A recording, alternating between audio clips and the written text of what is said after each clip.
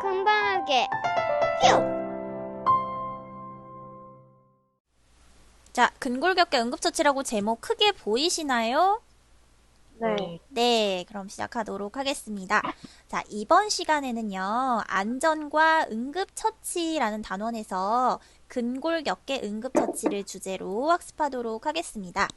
여러분들처럼 초등학생이 이제 되고 나서는 이제 활동의 범위가 넓어졌어요. 이전보다는 앞으로도 점점 더 넓어질 거고요. 그런데 문제는 뭐냐 하면 나의 판단력이라던가 그런 결정 능력 그리고 신체를 움직이는 능력 같은 것들이 아직은 다 성장하지 못했다. 그래서 조금은 미숙하기 때문에 다양한 사고에 맞닥뜨리게 될 수 있다라는 건데요. 이 사고라는 것은 사실 내가 의도하지 않더라도 어떤 뜻밖의 사고를 경험을 할 수가 있습니다. 그래서 누구든지 만날 수 있기 때문에 응급처치라는 것을 배우는 거고. 자, 계속 설명드리겠습니다.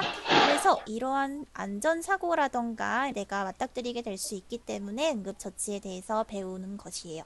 그래서 오늘 배울 거는 근골격계 손상 일어났을 때 어떻게 대처를 해야 하는지를 좀 살펴볼 건데요. 자, 오늘의 학습 목표를 한번 살펴보도록 하겠습니다. 첫 번째로는 근육, 뼈, 관절을 다쳤을 때의 응급처치 방법을 설명할 수 있다입니다. 자, 앞에서 말한 근골격계는요. 눈치를 채셨는지 모르겠지만 근육, 뼈, 관절을 이야기해요. 이 외에도 우리의 몸을 이루고 있는 관절을 지지하는 그런 조직들을 통틀어서 근골격계라고 하는데요. 이 부분이 다쳤을 때 내가 어떻게 처치를 할 수 있는지를 중점적으로 배우도록 하겠습니다. 두 번째로는 부목 사용법을 시연할 수 있다입니다. 우리가 만나서 직접 실습을 한 명 한 명씩 해보면서 확인을 해볼 수 있으면 좋겠지만 원격 수업이기 때문에 선생님이 가져온 영상 보면서 원격으로 한번 따라해 볼 수도 있겠습니다. 그래서 부목이라는 것이 도대체 무엇인지 살펴보도록 하겠습니다. 그래서 오늘 할 계획은요. 근골격계인 근육, 뼈, 관절을 다쳤을 때 관찰해야 할 사항을 알아보도록 하겠습니다. 두 번째로는 다친 경우 대처 방법을 알아보는데요. 여기에 처음 보는 단어가 나오는데 라이스 요법이라는 게 있대요. 이 라이스 요법은 도대체 무엇일까 한번 살펴보도록 하겠습니다. 그리고 마지막으로 아까 말했던 부목에 대해서 배우고 이 부목으로 내가 스스로 직접 다친 부위를 고정을 해보는 연습도 해볼 수 있겠습니다. 자, 생각열기인데요. 우리 여러분들 활동지 보시면 맨 위에 생각열기 이 그림이 나와 있고 옆에 빈칸이 있을 거예요. 그 빈칸을 채워주실 건데 이 영상을 보기 전에 내가 언제 다친 적이 있는지 한번 떠올려 보는 거예요. 나의 경험을. 그래서 그런 기억을 한번 해보면서 영상을 함께 시청을 해보도록 하겠습니다. 베스야, 베스! 발목을 삔 것 같아. 오늘은 무리하지 않고 발목이 붓는지 관찰해야 해. 축구하러 가자! 건강아, 네가 있어야 이길 수 있어.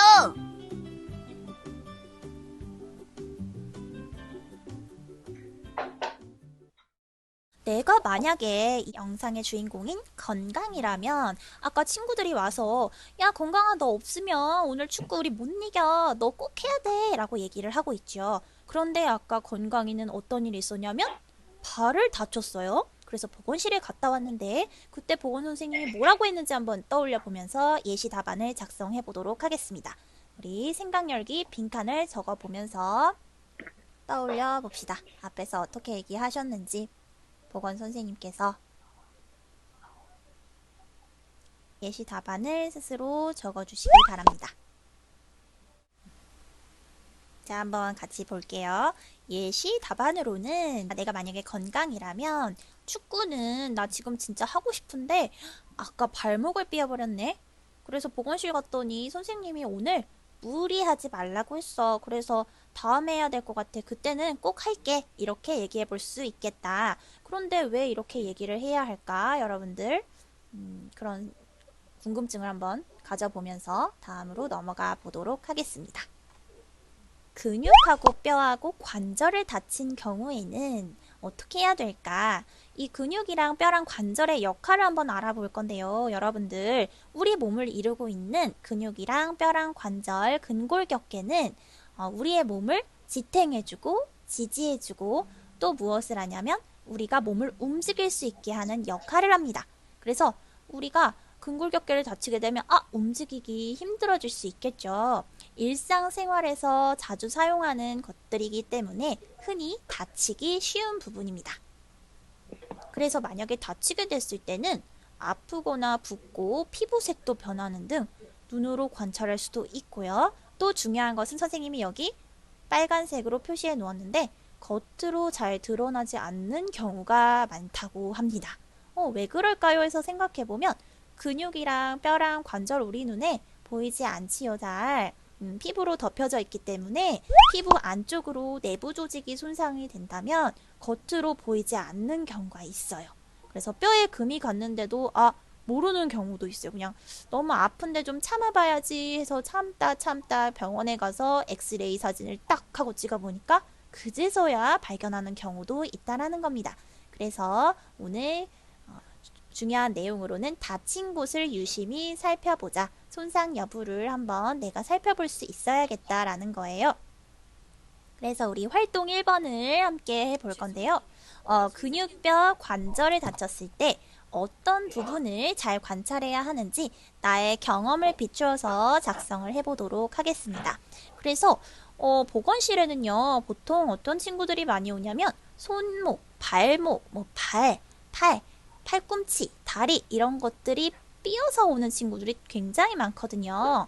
이런 친구들도 근골격계 손상 중 하나인데 내가 언제 다쳤는지 한번 떠올려 보면서 그때 내가 어떤 걸 관찰할 수 있을까 한번 적어 보시기 바랍니다.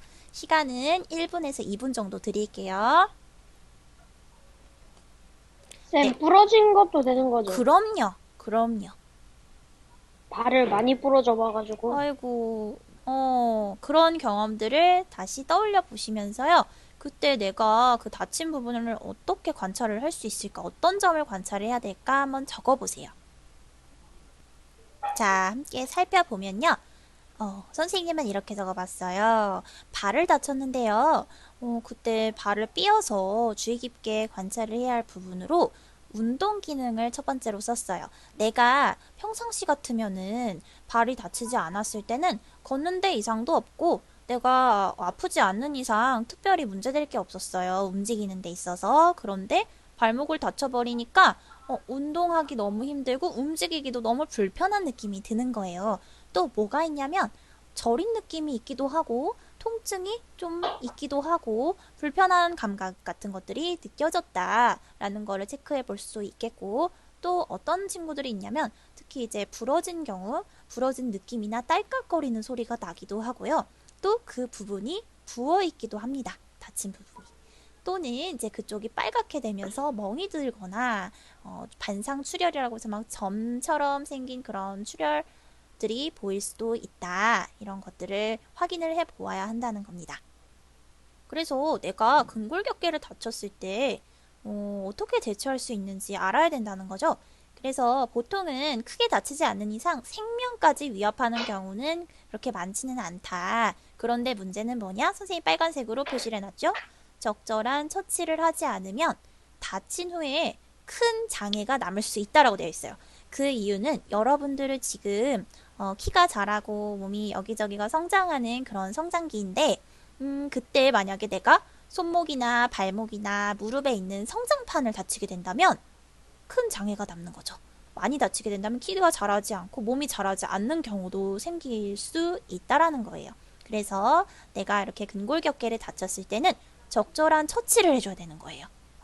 그래서 오늘 적절하게 대처하는 방법을 살펴보도록 하겠습니다. 자, 첫 번째로는요. 근골격계 손상 중에 대표적인 것이 타박상입니다. 타박상. 그래서 이 타박상은 뭐냐 하고 보니까 신체에 충격이 가해져서 어떠한 이유로든 간에 충격이 가해져서 우리 몸 속에 이제 피가 흐르는 그런 관이 있죠. 그걸 혈관이라고 하는데 이 혈관이 파괴가 되면 피가 주변의 세포 조직 속으로 스며들게 돼요. 그래서 선생님이 이렇게 사진을 가져와 봤는데요. 검푸른색이 이렇게 보이시나요? 혹시 첫 번째 사진에? 검푸른색의 이제 멍이 들어있고 또 오른쪽 사진 같은 경우는 좀 빨갛게 됐죠. 이러한 상태를 타박상이라고 한다.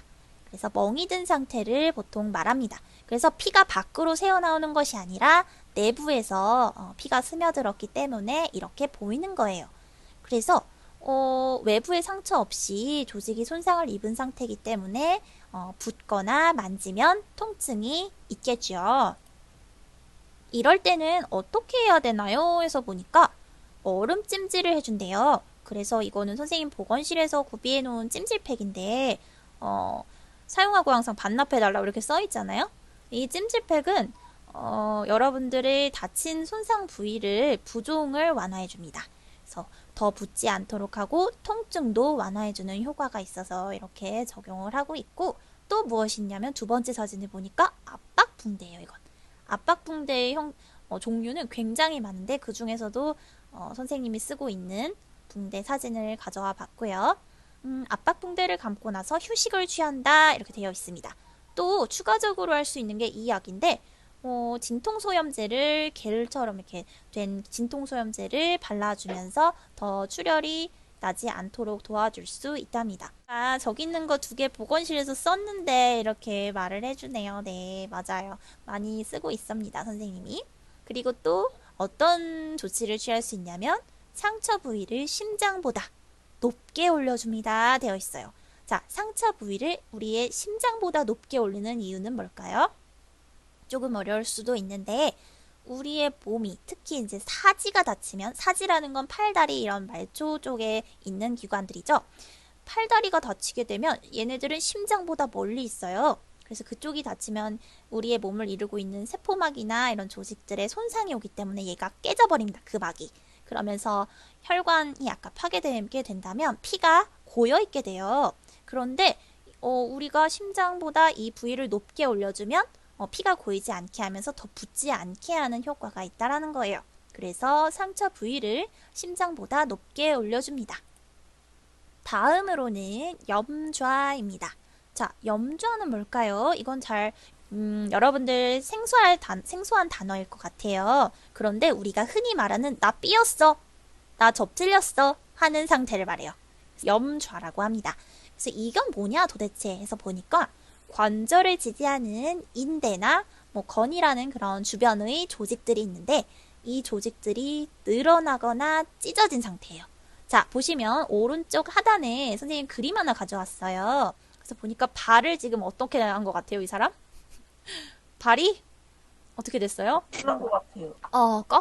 꺾였어. 발이 좀 과도하게 이게 이제 늘어났다, 신전됐다라고 하는데 유식한 말로. 근데 쌤, 저 빨간색 잠깐만, 그 근육 맞죠? 빨간색 근육은 아니고요. 여기서 표현하는 건 이제 인대예요. 그래서 관절을 지지해주는 그런 연결 조직인데, 이 인대가 늘어나거나 찢어진 상태를 말해요. 뼈와 뼈 사이를 연결시켜주는 그런 조직이에요. 그래서 근육은 아닙니다. 근데 저게 저렇게 겹친다고요? 그렇죠. 이렇게 해서 서로 뼈와 뼈를 이어주는 그런 조직을 인대라고 하는데, 이게 늘어나거나 찢어진 상태가 바로 삐었다라고 하는 그 염좌입니다. 그래서 얘는 언제 일어나냐 해서 보니까 과도하게 운동할 때, 내가 과도하게 공을 최근 이제 반려구들 많이 하는데 요새 과도하게 운동을 하다가 공을 잡다가 손가락이 꺾였어요, 이런 것들 있죠. 과도하게 꺾였어요, 접질렸어요, 이런 것들. 그래서 보통 발목을 삐끗할 때가 많다. 그래서 계단 내려올 때 어디 미끄러져서 이런 경우 많이 발생을 하고 있죠. 그래서 손상과 동시에 통증을 느끼면서 부종이 막 생기기 시작합니다. 자, 그리고 이거 선생님 첫 번째 사진 가져온 거는 실제로 우리 다른 반에 한 친구가 손을 다쳐가지고 부목을 대고 있는 상태예요. 염좌 때문에. 그래서 이 부목도 이따가 한번 확인을 해보도록 하겠습니다. 실제요? 네. 그리고 이제 대처 방법을 보시면 아까 타박상하고 똑같아요. 그래서 보시면 움직이지 말고 휴식을 취해준다. 휴식은 왜 취해요? 활동을 계속 다친 부위로 계속 쓴다고 생각해보세요. 그러면 얘가 다시 회복할 시간을 주지 못하겠죠. 그래서 충분히 휴식을 해줘야 되고, 아까 말했듯이 얼음찜질 해주면서 조직이 더 손상되지 않게, 그리고 통증을 완화시켜준다. 그리고 또 붕대도 감아줄 수도 있고, 상처 부위를 어디보다 높게 올린다 했어요? 심장보다 높게 올려준다. 이렇게 말을 할 수 있습니다. 자, 마지막으로 골절입니다. 자, 보시면 골절 하면은 뼈가 부러졌어 하는 상태인데요. 뼈 부러진 상태뿐만이 아니라 뼈에 금이 간 상태도 골절이라고 한다고 해요. 그래서 보시면 아까 타박상이나 염자보다도 더 어떤 상태 같아요? 더 아이고, 심해요. 더 심하고 더 아프고 좀 심각하고 좀 응급 상황인 것 같지요. 그래서 보시면 발 부러지면은, 병원 가면은 발 부러졌을 때 막 의사 선생님이 막 누르지 않아요? 의사 선생님 눌러보시죠. 그렇죠. 한번 그 촉진을 엄청 해보고 뼈가 어떻게 됐는지 직접 좀 파악을 해볼 수가 있으니까. 그래서 이 손상 부위가 똑같이 염좌처럼 타박상처럼 붓고 아픕니다. 그리고 또 큰 특징이 뭐냐면 얘는 정말 움직일 수가 없어요. 아파서 움직일 수도 없고 기능에 이상이 생기기 시작합니다. 그래서 보시면 선생님 사진을 가져왔는데요. 이거는 무슨 사진이냐 해서 보니까 엑스레이 사진이네요. 그래서 여기가 어떤 부위를 찍은 엑스레이 사진일까 한번 추측해 보시겠어요? 어떤 부위인 것 같아요? 무릎, 무릎, 다리 이런 쪽 아니에요? 다리, 무릎 쪽. 허벅지. 허벅지. 아직 정답이 안 나왔습니다. 아, 어깨 쪽인가 사진은 보네. 정강인데요? 팔꿈치 쪽. 어깨, 정강이, 팔꿈치? 팔꿈치 아닌가요? 팔꿈치 아닌가? 좀 어렵죠. 이거는 무릎뼈 쪽이니까 정강이인데요? 무릎뼈인 것 같아요? 다른 반은 딱 맞췄는데. 우리 손가락뼈인가? 관절 아니야, 관절? 관절 쪽인데. 어디, 뭐라고? 선생님 손가락 아니에요? 손가락인가요, 이거? 관절에는 손가락을 빼놓을 수 없죠. 맞아. 정답은요, 손목이에요, 손목. 그래서 여기 보시면 마우스 포인트 보이세요? 여기 윗부분이 손이고, 여기가 손뼈고, 요 아래가 손목 부위예요. 그래서 이게 부러진 이게 겁니다. 부러져서 휘인 거구나. 저렇게 네. 부러졌다고요? 네. 그래서 보시면 이 부위가 부러진 이거 거죠. 망쳐 찍었나? 너무 와, 저거 아프겠죠. 진짜 아프겠다. 너무 아프겠지, 여러분. 손목이 아이고, 부러지면은 진짜 진짜 아파. 정말 엉엉 울 정도로 너무 아프다. 그래서 이럴 때는 어떻게 해야 되나요? 해서 보니까 환자가 너무 아프기 때문에 난 어떤 형은 다 덜 이렇게 아프고 부러지면. 편안한 자세를 취해준다. 그 상태에서 다친 부위를 고정해준다라고 되어 있습니다. 자, 그림 보시면 이쪽 팔이 부러졌는데 이쪽 팔이 보니까 뼈가 튀어나온 것 같아. 그리고 이제 그러니까 원래 같으면 고정이 돼 있는 상태일 텐데 이렇게 부러지면 어떻게 돼요? 막 덜렁거리겠지. 팔이. 그럴 경우 어떻게 되겠어요? 더 아프고 만약에 계속 덜렁거리는 상태로 놔두면 얘가 회복되면서도 모양이 이상해지겠지. 또 더 아프고 출혈이 더 생기게 되겠죠. 2차적인 손상이 생길 수 있다. 그래서 어떻게 하느냐? 그래서 보니까 팔걸이를 해줬네요. 이 그림에서는. 그래서 부목을 대어서 이 팔이 움직이지 않도록 고정해준다. 이렇게 알고 계시면 되겠습니다. 똑같이 아까 타박상이나 염자처럼 심장보다 높여서 붓기도 예방해주고 이 골절 같은 경우는 바로 병원으로 이송을 해주도록 합니다.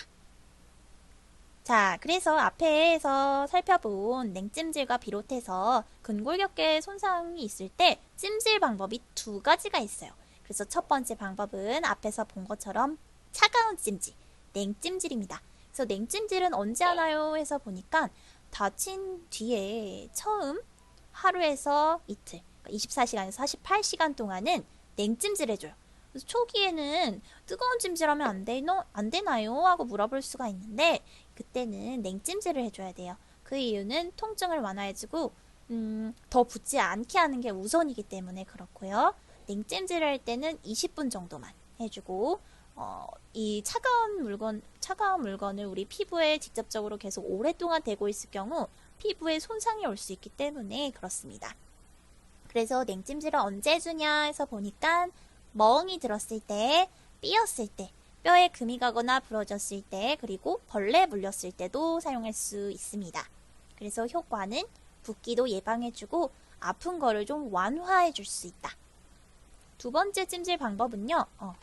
보건실에서 사용하는 온찜질이에요. 그래서 이걸 보시면 다치고 나서 처음 하루에서 이틀 정도까지는 냉찜질 해주고 그 다음은 온찜질, 뜨거운 찜질을 해주는 거예요. 그 이유는 우리가 혈액순환이 잘 되게 도와주기 때문인데요. 회복되는 시간이 좀 필요하기 때문에 충분히 시간이 지나고 하루 이틀 정도 지나고 나서 적용을 해주도록 한다. 또 어쩔 때 할 수 있냐면 생리통심하거나 우리 배 아플 때 선생님이 찜질팩 줬던 친구도 있을 것 같은데 소화 문제로 배가 아플 때 하면 혈액순환이 더 잘 되기 때문에 좋습니다. 통증도 완화해 줄 수 있다. 뜨거운 찜질도 마찬가지로 냉찜질처럼 피부에 오랫동안 대고 있지 않도록 한 20분 이하로 해주도록 합니다. 그래서 효과는 혈액순환을 원활하게 해주고 우리 몸에 자체적으로 있는 회복 능력을 도와주도록 합니다. 자, 그리고 아까 앞에서 잠깐 언급을 했는데요. 라이스 요법이라는 게 있대요. 자, 라이스 영어 이 단어 원래 뜻은 뭐라고 알고 있어요, 여러분들? 쌀, 뭐라고요? 쌀이요. 쌀, 맞아. 쌀, 밥, 밥. 이런 뜻인데, 여기 이렇게 갖다 썼을까 해서 보니까, 일단, 라이스 요법은, 선생님이 지은 거 아니고, 응급처치 요법에 이제 정해져 있는 요법 이름이에요. 그래서, 다친 근육이나 주변 혈관 손상에 따른 부종과 통증을 최소화해 주는데요. 그 단계가 4가지입니다. 4가지 단계가 있어요. 그래서 첫 번째 해서 보면, R은 레스트, 안정이라는 뜻의 R에서 가져왔고, 얼음찜질, 아이스 해서 I를 가져왔고, 세 번째 단계는 C, 컴프레션, 압박이라는 뜻에서 가져왔고요. 마지막으로는 E, 엘리베이션 해서 올려주라 라는 뜻에서 가져왔습니다. 그래서 각 처치 방법의 영어 단어 첫 글자를 따서 라이스 요법이라고 하는 거예요. 어디 가서 말을 할 수 있겠죠. 쉽게 말할 수 있겠죠.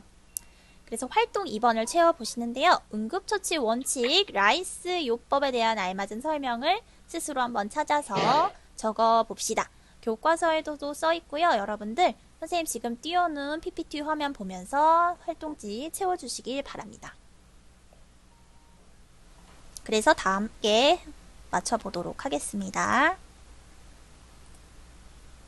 자, 아까 말씀드렸다시피 R은 레스트의 안정이라고 했지요. 그래서 보시면 다친 부위를 움직이지 않도록 하는 거고요. 그리고 두 번째로 I는 아이스, 얼음찜질을 얘기하고 얼음 주머니를 다친 부위에 대어주는 거예요. 그리고 얼음이 직접 피부에 닿지 않도록 하라고 했죠. 수건 등으로 감싸서 사용을 하도록 합니다. 그래서 얼음이 직접 피부에 오랫동안 닿아 있으면 피부 손상을 일으킬 수 있기 때문에 다른 것에 감싸서 사용을 하는데 요즘 시중에는 얼음 주머니를 직접 만들지 않아도 사용할 수 있도록 잘 나와 있어요. 참고하시면 좋겠고 세 번째로 C는 compression, 그래서 압박이라고 했습니다. 손상 부위를 탄력 붕대로 감아서 고정을 해주도록 하는데 압박한 부위 아래쪽이 저리거나 통증을 느낄 경우 정도로 꽉 묶으면 안 돼요. 그렇게 되면은 혈액순환이 잘 되지 않고 문제가 생길 수 있기 때문에 탄력 붕대를 너무 꼭 묶지는 않는다. 만약에 감각이 좀 이상해요. 내가 붕대를 스스로 한번 감아봤어. 근데 너무 쪼이고 피가 안 통하는 느낌이 들어. 그럴 때는 어떻게 해요? 제거를 해주셔요. 붕대를 풀어준다. 느슨하게 풀어주도록 합니다. 마지막으로 네 번째 E는 엘리베이션, 올려주기라는 뜻이었죠. 그래서 다친 부위를 어디보다 높게 올려줘라? 심장보다 높게 올려주는 거예요. 그래서 붓기를 예방을 해주도록 합니다. 자, 이 사진은 선생님 보건실에 구비하고 있는 부목들이에요. 그래서 보통 뼈가 부러진 경우에 많이 사용을 하고 있습니다. 그래서 다친 부위를 고정하지 않고 움직이게 그냥 놔두는 경우에는 2차적인 손상이 생길 수 있기 때문에 부목을 통해서 고정해 주는 게 제일 중요하겠다. 이렇게 알아두시면 되겠고요. 그래서 부목은 보통 다친 부위보다 좀 넓고 길다란 것을 쓰는데요. 주의사항이 있습니다. 자, 내가 뼈가 부러진 것 같아 또는 다른 사람 뼈가 부러진 것 같아 이렇게 의심이 될 경우에는 즉시 부목으로 고정해 줍니다. 계속 덜렁거리는 상태로 놓아두면 더 큰 손상을 유발하기 때문에 부목으로 고정하라고 했어요. 자, 두 번째로는 위아래 관절까지 모두 고정해 주는 게 좋겠다. 이런 사례가 있었어요. 저 5번째 새끼발가락만 골절돼서 다쳤는데 아니 깁스를 세상에 종아리까지 다 해주셨어요. 병원에서. 이런 친구가 있었어. 근데 그 이유는 이 새끼발가락을 최대한 움직이지 않도록 고정해야 되기 때문에 위아래 관절 그 이상까지도 좀 포함해서 감아주는 것이다. 그 이유를 알고 있으면 좋겠습니다. 다음으로는 솜이나 패드를 대어서 고정을 하고 너무 단단하게 묶지 말라고 했어요. 자, 피부가 손상될 수 있다고 했어요. 오랫동안 감고 있으면. 그렇기 때문에 우리 기부스 해본 친구들은 알겠지만 솜이나 패드를 대어주는 것이 피부 손상을 최소한으로 할 수 있다. 근데 여러분들 참고로 깁스라고 이제 여러분들 보통 이제 그렇게 얘기를 하는데 사실은 원래 용어는 캐스트라고 해요. 캐스트라고 합니다. 참고적으로 아세요. 다음으로 부목을 댄 끝부분에 맥박이나 감각, 운동 기능 같은 것들 주기적으로 확인하라는데 그 이유는 이렇게 우리 피부에 뭔가를 두르고 있으면 우리 피부가 손상되는지를 수시로 확인을 해줘야 돼요. 그렇기 때문에 확인을 해줘야 된다. 맥박이나 감각이나 운동 기능 같은 것들을. 그래서 점검을 했을 때 내가 너무 저리고 불편하고 뭔가 느낌이 이상하다라고 하면 붕대를 느슨하게 풀어주도록 합니다. 자, 그리고 추가적으로 얘기해주고 싶은 것이 있는데요. 내가 실수로 어디 발을 잘못 디뎌서 어디서 넘어지거나 떨어졌어.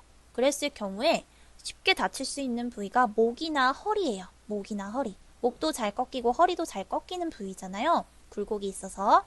근데 이런 부위를 다쳤을 때는 함부로 움직이지 말아야 합니다. 자, 왜 함부로 움직이면 안 돼요? 우리 몸의 척추라는 부위에는 우리 사지를 움직일 수 있게 하는 그런 신경이 있어요. 그래서 이 신경이 손상이 되면 함부로 움직이게 될 경우 하반신 마비나 전신 마비가 될 수 있다라고 하는 거고 사고 현장에서 만약에 그런 사고 현장에서 환자를 보호하면서 119 구급대가 도착할 때까지 기다려야 한다는 겁니다. 자, 마지막 활동 3번 해보도록 하겠습니다. 그래서 부목 사용법인데요. 일상생활에서 접하기 쉬운 물건들이 있어요. 이 물건들을 통해서 내가 직접 부목을 만들어 보는 거야. 그래서 선생님은 어떤 거를 활용해 볼 거냐면 연필하고 압박붕대, 보건실에 있는 압박붕대를 사용해 볼 건데 테이프도 가능합니다. 그래서 어떻게 만들었는지 한번 영상을 통해서 보도록 하겠습니다.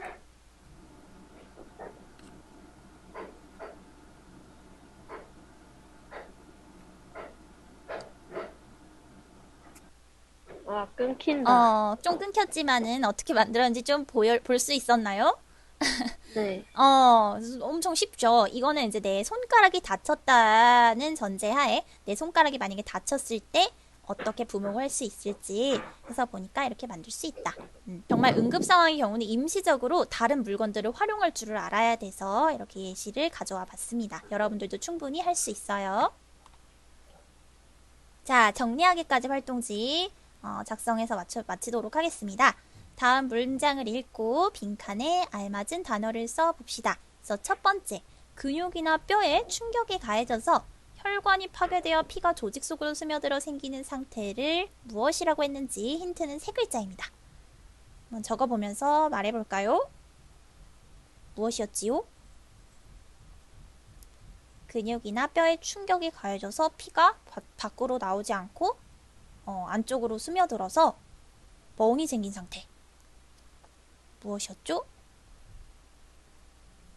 타박상이었습니다. 타박상. 두 번째는 관절을 둘러싼 인대나 주변 조직이 늘어나거나 찢어진 상태를 무엇이라고 했나요? 염좌. 염좌. 그렇죠. 염좌. 그리고 마지막 뼈에 금이 가거나 부러진 상태를 골절. 네, 맞습니다. 골절이라고 합니다. 시간이 다 돼서 여기까지 하고요. 자, 여러분들 이제 활동지 잘 채우고 나가기 버튼 누르시면 되고 교과서에도 잘 정리를 해주시길 바라겠습니다.